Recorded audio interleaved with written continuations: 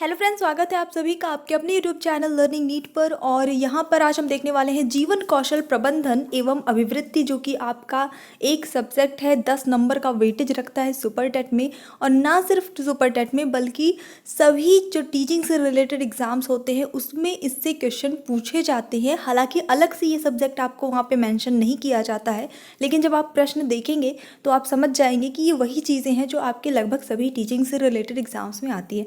तो ये एक फटाफट से रिवीजन प्रैक्टिस सेट है। चीज़ों को मैं थोड़ा थोड़ा एक्सप्लेन भी करती चलूँगी, ताकि अगर आपने ये सब्जेक्ट नहीं पढ़ा है तो आप पढ़ सके। बाकी इसके कुछ वीडियोस, थ्योरी वीडियोस अवेलेबल है चैनल पे, आप चेक कर सकते हैं। तो आज का जो पहला प्रश्न है वो है, क्रियात्मक शोध शब्द का सर्वप्रथम प्रयोग किसने किया था? जॉन डीवी, स्टेफन एम कोरे, पियाजे या कोहलबर्ग? क्रियात्मक शोध, चलिए देख लेते हैं। सही उत्तर जो यहाँ पे होता है आपका ऑप्शन नंबर बी हो जाता है, स्टेफन एम कोरे। इन्होंने सबसे पहले क्रियात्मक शोध शब्द का प्रयोग किया था। अगर बात करते हैं तो पहले आप इसको याद कर लीजिए। और कब किया था? 1953 में सबसे पहले किया था। बेसिकली क्रियात्मक शोध अध्यापक और कक्षाओं की जो तत्कालिक समस्याओं के समाधान का एक क्रमबद्ध प्रयास होता है। नेक्स्ट देखते हैं, प्राथमिक एवं पूर्व माध्यमिक विद्यालयों में मध्याह्न भोजन में प्रत्येक बच्चे के ऊपर जो धनराशि निर्धारित रहती है उसे क्या कहा जाता है? मतलब हर बच्चे के ऊपर एक फिक्स्ड है कि इसको मध्याह्न भोजन में उसके ऊपर इतना रुपए जो है वो खर्च करना है, तो उसे क्या कहते हैं हम? Mid day meal budget, conversion cost, food cost, lunch schedule. तो चाहे वो प्राथमिक विद्यालय हो, पूर्व माध्यमिक विद्यालय हो, जहाँ पे भी मिड डे मील मिलता है वहाँ पे प्रत्येक बच्चे, हर एक बच्चे के ऊपर जो धनराशि निर्धारित रहती है कन्वर्जन कास्ट कहलाती है, कॉस्ट एक्चुअली। तो इसको आपको याद रखना है। विद्यालय में पत्र पत्रिकाओं की व्यवस्था कहाँ की जाती है? पुस्तकालय में, प्रयोगशाला में, खेल के मैदान में या स्टाफ रूम में? सभी को पता है, टाइम वेस्ट नहीं करेंगे। पुस्तकालय में होती है पत्र पत्रिकाओं की व्यवस्था।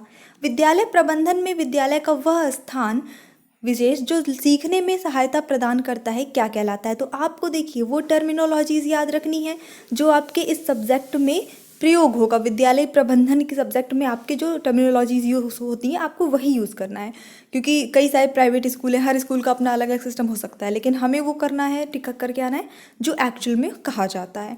ऑप्शन नंबर ए बिल्कुल सही होता है, लर्निंग कॉर्नर कहलाएगा। अब वो कोई भी स्थान हो सकता है, हर स्कूल अपने अपने हिसाब से एक स्थान निर्धारित कर लेता है।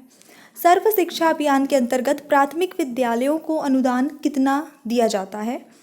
2,000 रुपये प्रतिवर्ष, 4,000 रुपये प्रतिवर्ष, 5,000 रुपये प्रतिवर्ष या 7,000 रुपये प्रतिवर्ष? विद्यालय के रख रखाव के लिए और मेंटेनेंस के लिए जो भी अनुदान दिया जाता है, तो प्राथमिक विद्यालयों को 5,000 रुपये हर साल अनुदान मिलता है सर्व शिक्षा अभियान के अंतर्गत। अब अगला प्रश्न इसी से संबंधित है, सर्व शिक्षा अभियान के अंतर्गत उच्च प्राथमिक विद्यालयों को कितना अनुदान मिलता है? 2,000, 4,000, 5,000, 7,000? तो बिल्कुल सही है, क्योंकि उच्च प्राथमिक विद्यालयों की आवश्यकताएं कुछ और भी ज़्यादा होती हैं। थोड़ा सा साइंस वगैरह आ जाता है उनके में सब्जेक्ट में, आई मीन सिलेबस में। तो यहाँ पे ऑप्शन नंबर डी हो जाता है, 7,000 रुपये प्रतिवर्ष उनको दिया जाता है। सर्व शिक्षा अभियान द्वारा प्राथमिक एवं उच्च प्राथमिक स्तर पर प्रत्येक शिक्षक को प्रतिवर्ष शिक्षण अधिगम सामग्री के निर्माण हेतु कितने रुपए का टीएलएम ग्रांट दिया जाता है? हर एक टीचर को हर साल टीएलएम ग्रांट मिलता है स्कूल्स में, चाहे वो प्राथमिक हो चाहे उच्च प्राथमिक हो, ताकि जो भी वो शिक्षण अधिगम सामग्री का निर्माण करें, बना के बच्चों को पढ़ाएं, उसके खर्च के लिए कितना रुपए दिया जाता है? 250, 500, 1,000 या 1,200 एक साल का? तो सही उत्तर होता है, प्रत्येक शिक्षक को 500 रुपये जो है वो टीएलएम ग्रांट मिलते हैं हर साल। निम्न में से एक प्रधानाध्यापक का प्रमुख गुण है क्या? नेतृत्व की क्षमता, मानवीय संबंध स्थापित करने की क्षमता, कुशल प्रशासक एवं समय प्रबंधक, उपरोक्त सभी? तो ये मैंने आपको थ्योरी भी पढ़ाई थी इसकी। तो एक प्रधान अध्यापक के ये सारे ही गुण होने चाहिए, उसमें ये सारे गुण होते हैं। निम्न में से कौन सा एक समय सारणी का प्रकार नहीं है, टाइम टेबल का प्रकार नहीं है? कक्षा वार समय सारणी, अध्यापक वार समय सारणी, अध्यापकों के रिक्त घंटों की समय सारणी, शिक्षकों के आपसी बातचीत हेतु समय सारणी? तो बिल्कुल यहाँ पे शिक्षकों की आपसी बातचीत के लिए कोई भी समय सारणी बनाई नहीं जाती है। ये अपना नॉर्मल जो काम होता है, काम से रिलेटेड अगर बात कर रहे हैं तो वो, नहीं तो फिर जब भी उनका ऐसा फ्री टाइम होता है वो खुद से अब कोई भी डिस्कशन करना है तो करें, इसके लिए कोई अलग से टाइम डिसाइडेड नहीं होता है। विद्यालयों में खेल कूद के आयोजन से क्या लाभ होता है? बच्चों के शारीरिक स्वास्थ्य संबंधी लाभ, बच्चों में नेतृत्व क्षमता का विकास, बच्चों में समूह भावना का विकास, या फिर ये सभी? और सही उत्तर होगा आपका ऑप्शन नंबर डी, खेलकूद के आयोजन से ये सारे ही लाभ होते हैं। शैक्षिक भ्रमण का उद्देश्य है क्या? प्रत्यक्ष अवलोकन द्वारा पठन सामग्री को स्पष्ट रूप से समझ सकना, भ्रमण के दौरान उपलब्ध शिक्षक सामग्री का संग्रह करना, भ्रमण के दौरान स्थान विशेष की समस्याओं से अवगत होना, या फिर ये सभी? ऑप्शन नंबर डी ही यहाँ पे सही होता है, ये सभी। ठीक है, निम्न में से कौन विद्यालय भवन का प्रमुख आकार नहीं है? आपको पता है विद्यालय भवन का जो निर्माण होता है वो पर्टिकुलर कुछ निर्धारित आकार होते हैं जिसमें किया जाता है। तो कौन इनमें विद्यालय भवन का प्रमुख आकार नहीं है? EHLW। तो यहाँ पे ऑप्शन नंबर डी सही होता है, डब्ल्यू इस आकार का कोई विद्यालय नहीं बनवाया जाता है। बेसिकली आप लोगों ने ऐसा एल देखा होगा, इस आकार में विद्यालय, इधर पूरा ग्राउंड है और ये ऐसे इधर बिल्डिंग, ऐसे भी आप लोगों ने देखा होगा, ई भी देखा होगा, आपने एच भी देखा होगा। ठीक है, विद्यालय भवन का सबसे व्यवहारिक आकार कौन सा होता है? सबसे बेस्ट जो माना जाता है वो क्या है? EHLW। बिल्कुल सही उत्तर हो जाता है आपका ऑप्शन नंबर ए, ई आकार सबसे व्यवहारिक होता है।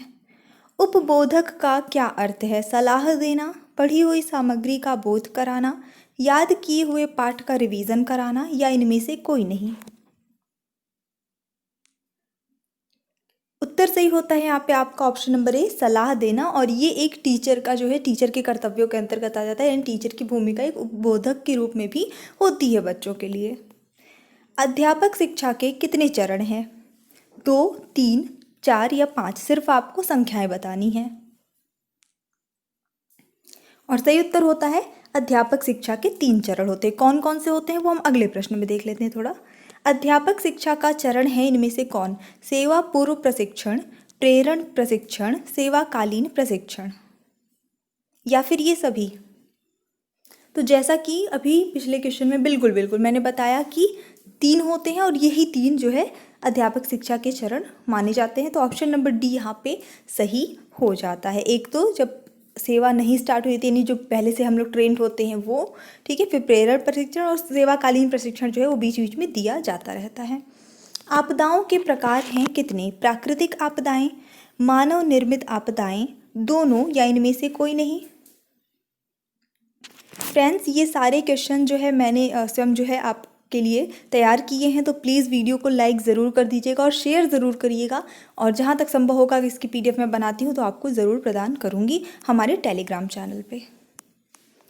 तो यहाँ पे जो सही उत्तर हो जाता है, दोनों बिल्कुल हो जाएगा। कुछ प्राकृतिक होती हैं और कुछ मानव निर्मित आपदाएं होती हैं। बालकों को विद्यालय जीवन में कितनी बार विशेष स्वास्थ्य परीक्षण की आवश्यकता होती है? अब देखिए यहाँ पे तो ये है कि हर बच्चे की अलग अलग कंडीशन हो सकती है, आवश्यकता वो बात नहीं है। यहाँ पे ये पूछा जा रहा है विद्यालय जीवन में जो विद्यालय की तरफ से परीक्षण, स्वास्थ्य परीक्षण कराया जाता है वो कितनी बार कराना आवश्यक है? 1 बार, 2 बार, 3 बार या 5 बार? सही उत्तर होता है यहाँ पे आपका ऑप्शन नंबर सी, 3 बार कराना आवश्यक है। 1 बार जब एडमिशन लेते हैं उसके पहले, यानी एडमिशन लेने के टाइम पे जो है परीक्षण होना चाहिए। उसके बाद 5वीं कक्षा में के बाद, यानी कि जब प्राइमरी जो है पास कर लेता है, और एक बार 8th क्लास के बाद, यानी कि जब माध्यमिक शिक्षा खत्म होती है उसके बाद 3 बार आवश्यक है। बाकी फिर रिक्वायरमेंट पे डिपेंड है। बाल रक्षा केंद्र का संचालन कौन करता है? केंद्र सरकार, नगर पालिका, समाज सेवी संस्थाएं, या फिर ये सभी? उत्तर सही होता है ये सभी। बाल रक्षा केंद्र का संचालन ये सभी करते हैं। निम्न में से कौन खेल का एक प्रकार है? परीक्षात्मक खेल, क्रियात्मक खेल, रचनात्मक खेल, या युद्धात्मक खेल, उपरोक्त सभी? तो यहाँ पे ये एक्स्ट्रा मैंने इसीलिए इंक्लूड किया एक ऑप्शन, ताकि इसी में अगर मैं 3 ऑप्शन जो है वो लिखती और एक लिख देती उपरोक्त सभी, तो एक आपका छूट जाता। तो आप ये चारों याद कर लीजिए। ये चारों ही खेल के प्रकार होते हैं। कुछ परीक्षात्मक खेल होते हैं, कुछ होते हैं एक्टिविटी बेस्ड गेम्स होते हैं, कुछ क्रिएटिविटी वाले गेम्स होते हैं, कुछ युद्धात्मक खेल भी होते हैं।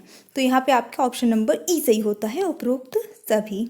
तो ये हमारा छोटा सा सेशन था, छोटा सा एक रिवीजन था। अगर आपको पसंद आया है तो प्लीज़ वीडियो को लाइक करिएगा, शेयर करिएगा, और अगर आप इस चैनल पे न्यू है तो प्लीज़ लर्निंग नीट को सब्सक्राइब करके बेल आइकन ज़रूर प्रेस कर दीजिए, ताकि आपको नोटिफिकेशन मिल जाया करे सभी क्लासेस के। हमारे FB पेज और हमारे टेलीग्राम चैनल की लिंक जो है वो डिस्क्रिप्शन बॉक्स में आपको मिल जाएगी। So thanks for watching, keep studying and bye bye.